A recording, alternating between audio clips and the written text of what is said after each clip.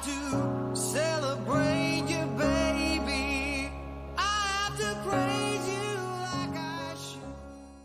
Hello and welcome fellow aviation fans and flight simmers alike, and welcome to a short video where we're going to discuss the new audio for VATSIM Codec that has been released on October 14th and is well on the way on being fully implemented, of course. And as expected, there are a few hiccups and some issues that are being worked on, but it was to be expected, and it has been a long-awaited update from VATSIM. And the developers, they have done an enormous job. Remember, guys, this is all voluntary work, right? So we really owe these guys a lot.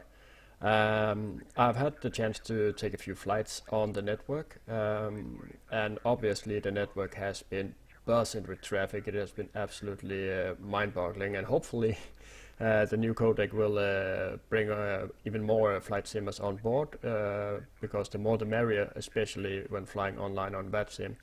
So I have had a chance to test it and do a few flights, and I must say that it's really, really good. And they have done some amazing improvements to increase the realism on the VATSIM network compared to the old one. So some of the things that you can expect is clear sound with minimal latency. You'll get a better simulation of how real-world VHF works. You will hear it in the sound, in the signal degradation, which has to do with the distance and the quality. It equals each other, right? We also have the blocking tone, which will block out people who try to transmit at the same time as you do. So it's also a real-world practice that has been implemented there, which is very, very, very nice. So you can't receive and transmit anymore either. So you will also notice that. And you can also now transmit voice on Unicom, and that's a biggie for me because I fly in a virtual reality, as you know, and I could have, but I won't have a keyboard and take off my I only remove my virtual reality goggles when I absolutely have to, something's up, something abnormal. And sitting there with a keyboard, for me, it's just immersion breaking. So having the ability to now transmit via voice on the Unicom and state my intentions, that's awesome, and something that I have been waiting for a very long time. So that's really good. So generally, in overall, you get a more realistic feel while flying and being on the VATSIM network. I have a few examples from a few flights I did, so you can hear the before, and you can also hear the after. You might not hear that much of a difference, but once you're on the network and you're flying and you're communicating on the network, I promise you that you will hear the difference very loud and clear. So let's hear a before and after example here. Scandinavian 511, 5 Bravo 5, 4 short, 4 taxiway Bravo. That's 6017, yeah, you can take a hold short, there's a little bit of a queue behind you. Say again, 6017. 017, yeah, hold your position, it will be your turn shortly. Okay, hold short, 6017. Airline 456, wind 270 at 13, runway 22 left, clear for land. Point 22 left, to the end, Poland 4.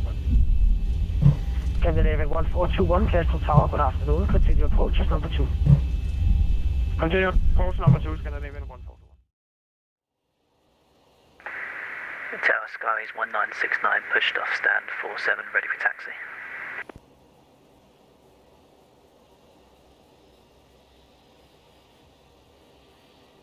Skyways 1969, taxi holding point Alpha 3 via taxiways Papa and Alpha November. Taxi holding point Alpha 3 via Papa and Alpha November for Skies 1969.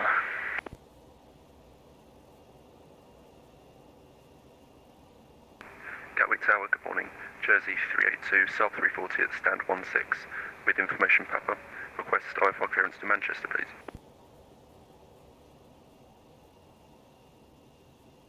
Jersey 382, Gatwick Tower, good morning, clear to Manchester on Lambon 2X for departure, squawk 0470. Cleared IFR to Manchester via the Lambourne 2X ray departure, squawk 0470, Jersey 382. Jersey 382, Rebecca correct, currently for start. Wilco, Jersey 382. And that's me there, 2 Hotel Romeo. Sorry, my apologies, I wasn't paying attention. I would take us down to 180 if that's okay. Yeah, no problem. So I'm sure you noticed the differences there. They are minor in this example, but I'm sure you have all, if you have been on the network, you have had situations where you could hardly make out what people were saying. So this is a major improvement in my eyes, at least. So what you need to do to get set up is to head on over to the VATSIM network webpage. I have a link to the download pages and information pages in the description below. There you can download the audio for VATSIM plugin or software and install it, and just follow the short descriptions. Quite easy to set up once you got it going. So you need to put in your pilot ID, and you need to fiddle around, make sure that your microphone volume settings are correct. They should all pop into the green band whenever you're speaking. If you have any doubts, do talk to the controllers. I do that. Just ask them how is my volume. And if you don't ask, if it's too high, they will most likely just ask you to fix it. So it won't take long to get you set up. And there are guides as well on how to install and what to do on the various SIMs and the variant clients like Swift and so on. So it should be quite easy for you to manage. If you can fly an aircraft, you can install this, I'm sure. So yeah, head on over to the site there and check it out. I'm really excited, and you should be. And massive thanks to the guys at VATSIM. They're doing an awesome job of making the skies come alive. So I couldn't imagine flying without VATSIM, to be honest.